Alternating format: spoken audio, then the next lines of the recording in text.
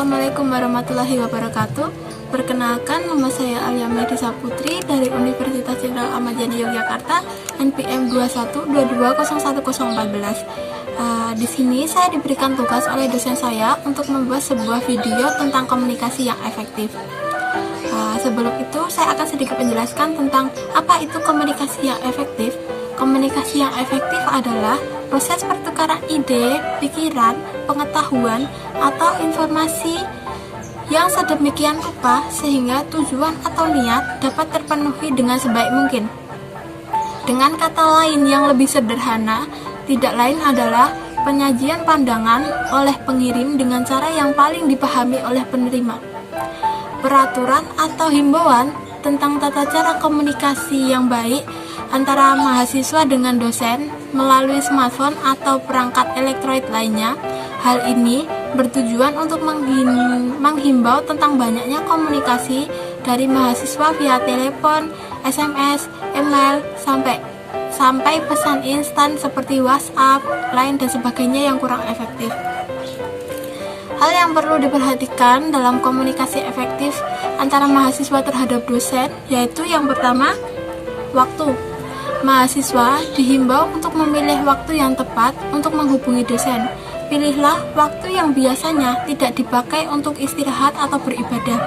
Contohnya, menghindari hubungi dosen di atas jam pukul 20 atau jam 8 malam atau saat ibadah. Yang kedua, ucapkan salam.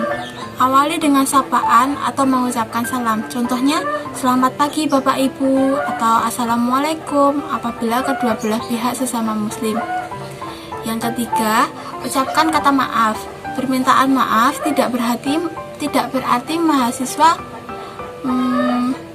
punya salah kepada dosen. Kata maaf dimaksudkan untuk menunjukkan kata sopan dan kerendahan hati mahasiswa. Misalnya, ucapkan maaf karena mengganggu waktu dosen.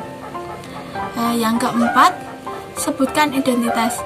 Karena setiap dosen pasti menghadapi ratusan setiap harinya dan tidak menyimpan nomor kontak seluruh mahasiswa.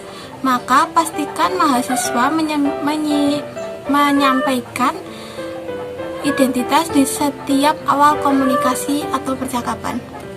Contohnya, nama saya Alia Medisa Putri, mahasiswa S1 Keperawatan angkatan 2021. Semester ini mengambil mata kuliah Komunikasi Dasar Keperawatan di kelas Ibu. Seperti itu. Yang kelima, gunakan bahasa yang umum. Berkomunikasi dengan dosen dihimbau untuk menggunakan bahasa yang umum dan mudah dimengerti. Gunakan tanda baca yang baik dalam konteks formal. Hindari menyingkat kata seperti DMN, YG, AK, KPN, OTW, dan yang lainnya. Hindari juga kata ganti non-formal seperti gue, oke, iye, dan lain-lain. Lalu yang keenam, itu tulis pesan dengan jelas. Tuliskan tujuan dengan singkat dan jelas, tetapi tidak memperlihatkan tetap memperlihatkan tingkat kesopanan. Misalnya, mahasiswa perlu meminta tanda tangan dosen di lembar pengesahan. Pilihlah kata yang tepat, yang jelas, seperti saya memerlukan tanda tangan Bapak Ibu di lembar pengesahan saya. Kapan kiranya saya dapat menemui Ibu atau Bapak? Seperti itu. Yang ketujuh, ucapkan terima kasih. Akhiri pesan dengan menggunakan kalimat terima kasih atau salam sebagai penutup.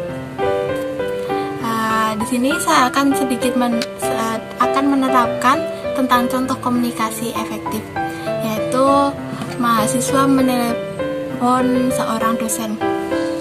Assalamualaikum warahmatullahi wabarakatuh. Selamat pagi Ibu Yanita. Mohon maaf mengganggu waktunya sebentar. Saya Alia Medisa Putri, mahasiswa Ibu kelas A, kelompok 1, prodi S1 Keperawatan dengan NPM 2122011014. Saya bermaksud menemui Ibu untuk menanyakan tentang nilai saya di mata kuliah Komunikasi Dasar Ibu. apakah sore ini saya bisa menemui ibu? Lalu dosen menjawab, oke Mbak Alia, sore ini jam 4 temui saya di ruangan ya. Baik ibu, terima kasih banyak atas waktunya. Iya, sama-sama Mbak. Lalu saat mengakhiri percakapan saat ditelepon, itu sebaiknya seperti ini. Baik ibu, kalau begitu saya izin permisi untuk mematikan teleponnya ya. Assalamualaikum warahmatullahi wabarakatuh. Waalaikumsalam. Seperti itu. Sekian dari video saya. Mohon maaf apabila ada salah kata yang kurang berkenan. Assalamualaikum warahmatullahi wabarakatuh. Dadah.